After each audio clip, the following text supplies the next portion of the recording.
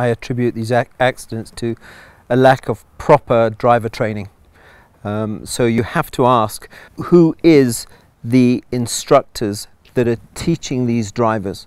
What qualifications do the schools, driving schools have? Although most drivers think that they are competent and feel confident behind the wheel, most accidents occur because of human error, and that is why advanced driving courses are designed to improve road safety by increasing the skill of the driver and equipping him or her with appropriate driver response. It's not just the vehicles, it's not just the drivers, it's not just the roads. We as Kenyans will blame everything except going to the root cause, and the root cause has to be improper driver training.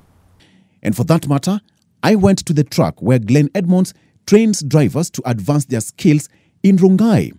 Here, the track is designed to depict a real-life scenario on our roads. In the last couple of weeks, Kenyans experienced so many accidents happening on our Kenyan roads, which claim so many lives. And the accidents, some of them were attributed mostly to carelessness and recklessness on our roads. So today, I want to give you a first-hand feel on what happens anytime you are behind the wheel. And the first one is called slalom, where I'm going to jump into this beast and take my first-hand driving to see what usually happens anytime you're behind the wheels as a driver. Let me just say, I am green on this. Follow me.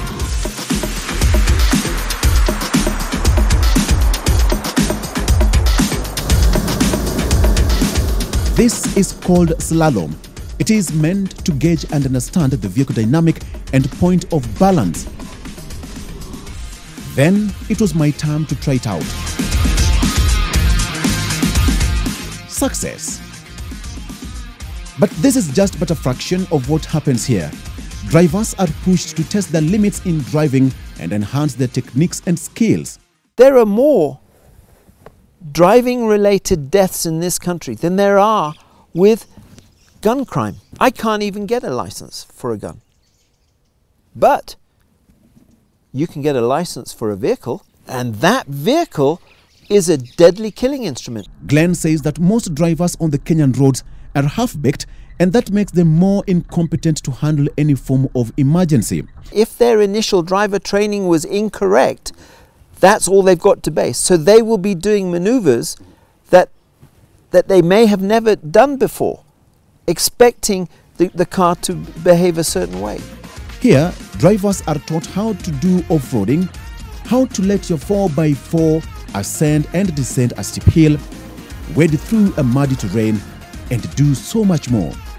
Clearly, there is so much more that you can let your SUV do for you. An average driver will only use 40% of that vehicle's capability, whereas there is at least another 40% of that vehicle they can use to get themselves out of trouble.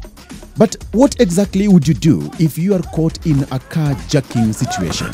No. Now this is a very bad situation where we have been hijacked. And this is what's happening in a real-life situation where when you are hijacked and your car is going, you just have to subdue. They say that the only thing you have to do is accept. Do not resist in such kind of a situation. No, it's in my pocket.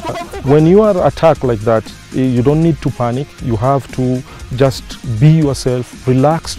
As if you are going to do more things, you might provoke the attackers, and then you might lose your life or being injured. 80% of road traffic deaths occur in middle-income countries, which account for 72% of the world's population. This indicates that these countries bear a disproportionately high burden of traffic deaths relative to their level of motorization. Driving is an art, and at the same time, it's science. It's quite evident that most of the drivers on the roads, including me, are between 30 and 40% competent. But if we could go for an advanced driving school, then it means that we would end up getting another 40% to make it 80 for us to get the standard and the required source of our competency on the road. So that at the end of the day, many lives are saved. And vehicles are also not left in such kind of a situation. Victor Low, K24, Weekend Edition.